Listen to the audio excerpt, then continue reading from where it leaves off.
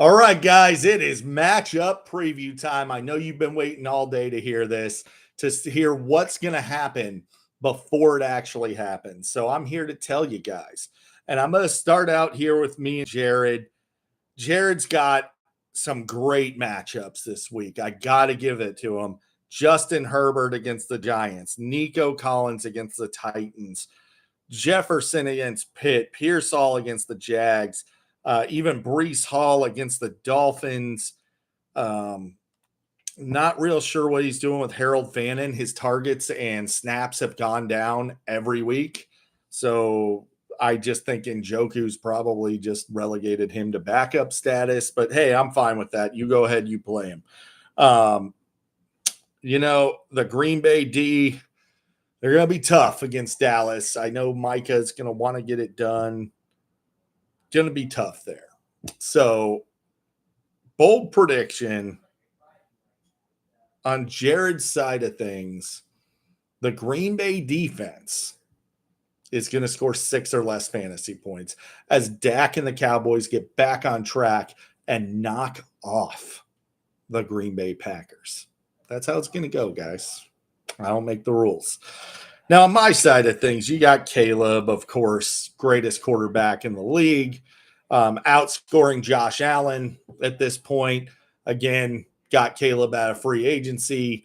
Steve took Josh Allen in the second round like a total buffoon. Just an absolutely stupid thing to do.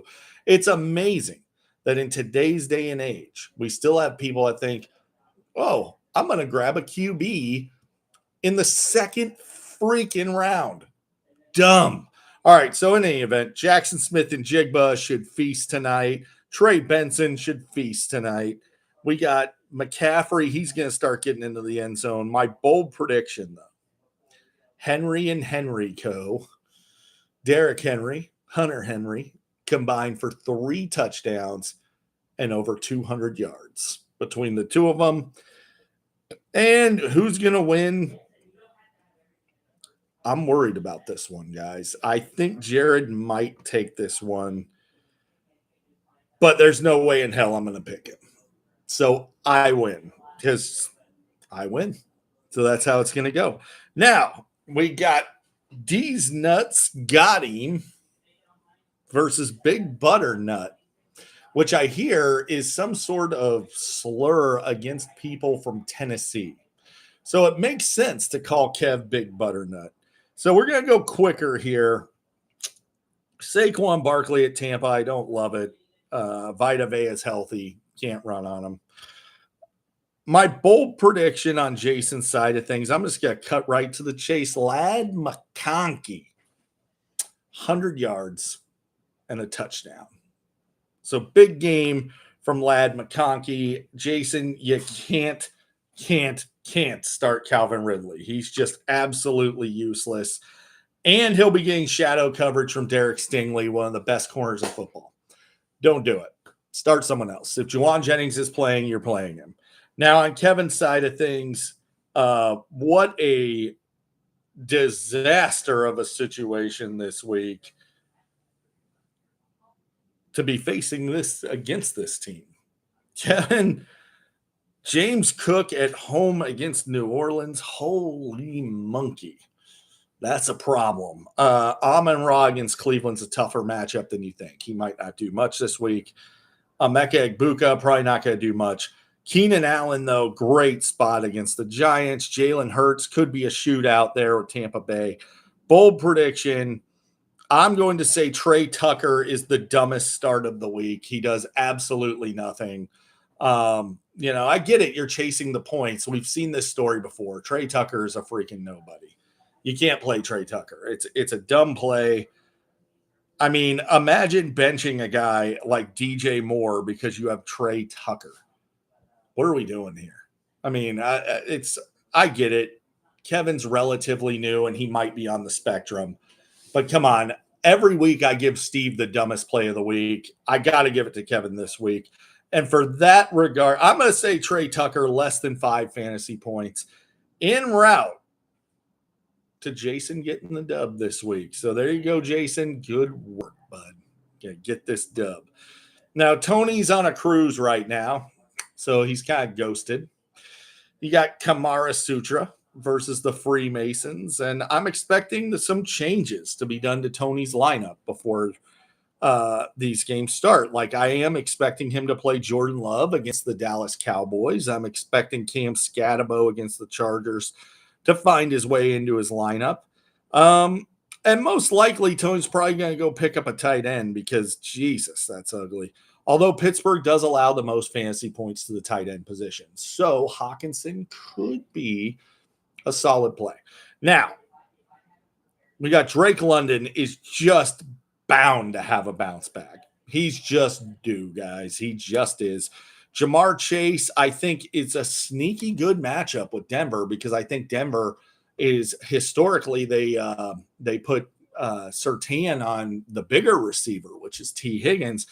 And you can see that as evidenced by Jamar Chase the last time he played Denver went up over 100 yards.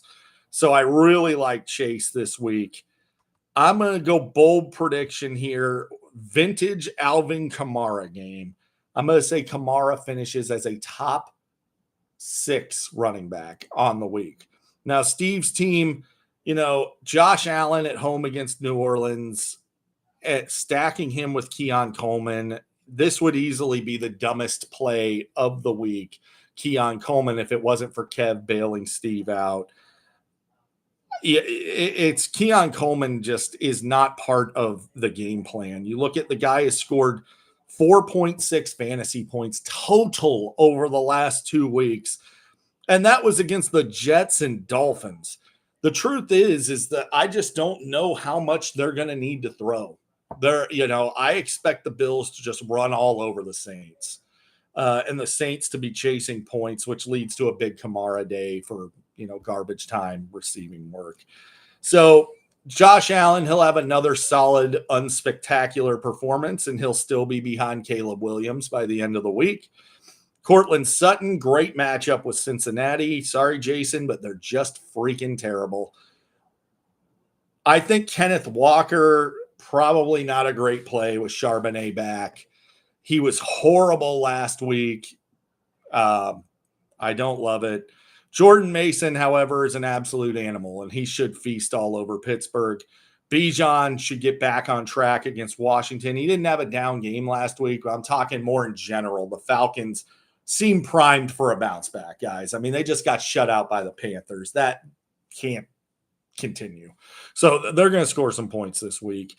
Love the Houston D against Tennessee. I expect Tony Jr. to go get a different defense than Philly at Tampa Bay. So bold prediction on Steve's side of things. I am going to say,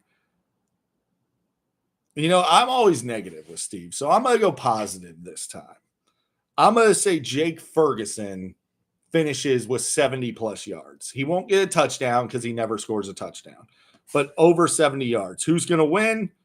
I'm giving the nod to Tony Jr. because he's going to make some changes. He might even have a trade in the works. I don't know. Or do I? I do know. So Steve's going to be facing someone that's a lot, that's just going to crush him.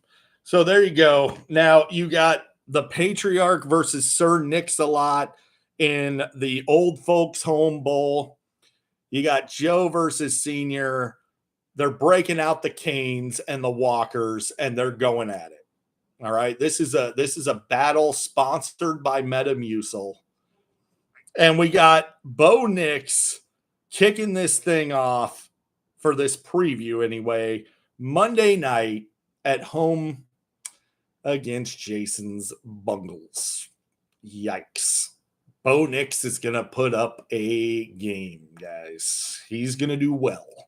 Marvelous Marv tonight. Boy, I'll tell you, if I'm Joe, not a chance in hell I'm putting him out there. No way. But I get it if you want to play him. If he catches those passes last week, Marv could have had, $150 and 2 touchdowns. It just seems like him and Kyler are never on the same page, dude. Like when he finally throws it to him when he's open and the guy drops the pass. It's just ugly. Tyreek Hill, I think we're getting a good game from Tyreek this week at home against the Jets. He historically roasts the Jets. Devonta Smith, it just depends if they're going to need to throw or not. If they do need to throw, he's going to eat. My bold prediction for Joe is going to center around Bucky Irving. The Eagles have been tough to run on, but I think Bucky Irving is going to get him because Tristan Wirfs should be back this week. And I don't think the Eagles can handle his strength and physicality. So I think they're just going to run right behind Tristan Wirfs. And it's going to lead to Bucky Irving over 100 yards on the ground, another 20 plus in the air, and at least one touchdown. So that's my call for Joe's team.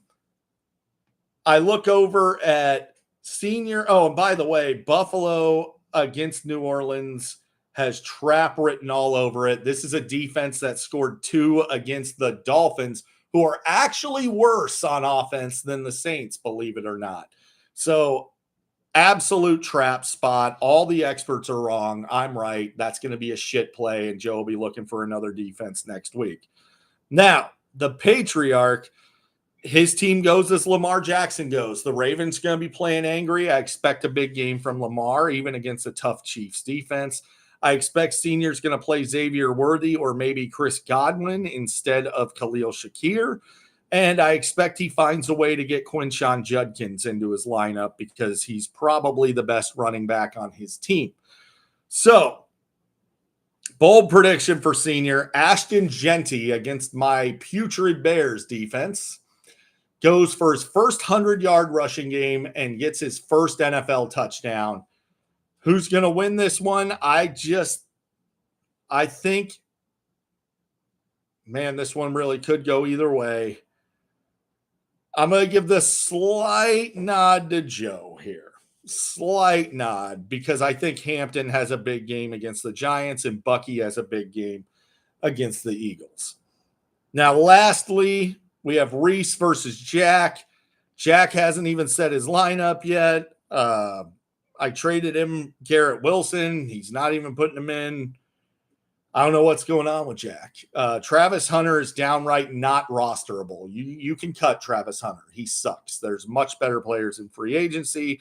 Joe Mixon's never going to play. You can cut him. He's just not playing this year. They talk about him as if he was dead. It's crazy. So not going to spend a whole lot of time on this because Jack hasn't spent a whole lot of time on this. So why should I? Bold prediction, the Rams keep Jonathan Taylor in check. First team to do it all season, less than 100 yards and no touchdown. Rams D steps up big against Jonathan Taylor. On Reese's side of things, could have a sneaky shootout there with the Rams and the Colts. I don't know, man. Colts can sling it. Indiana Jones is the real deal. I look at Nick Chubb, dude. What are we doing here? Can't play Nick Chubb. His snaps have gone down every single week. He's clearly losing the job. His rush attempts have gone down every week. Woody Marks is getting more and more involved. I just don't see Nick Chubb doing much of anything. Deebo Samuel, I've been telling you for weeks, is a useless bag of shit. And that's what he is. He got lucky in week 2 and got a receiving touchdown. He had 44 yards, though. Week 1, he played the Giants, so who cares? Last week against the Raiders, he did nothing. 2.9 points, and he wasn't really involved. Even if McLaurin's out, I don't love Deebo. Deebo just sucks. He's cooked. He's washed. He's got nothing left. I can't, in good conscience, not point out that you absolutely must start Zay Flowers over Deebo Samuel. It's just unbelievably dumb if you don't. But, it's your team, so manage your team however you want. My bold prediction here, I'm going to go with Puka Nacua gets into the end zone not once, but twice in this game. He's typically not a big touchdown guy, but he gets 2 touchdowns this week en route to Reese getting his bye week W against Jack. So there you go, guys. There's your matchup preview. I will see you for the recaps on Tuesday or Wednesday, whichever one I feel like. Goodbye.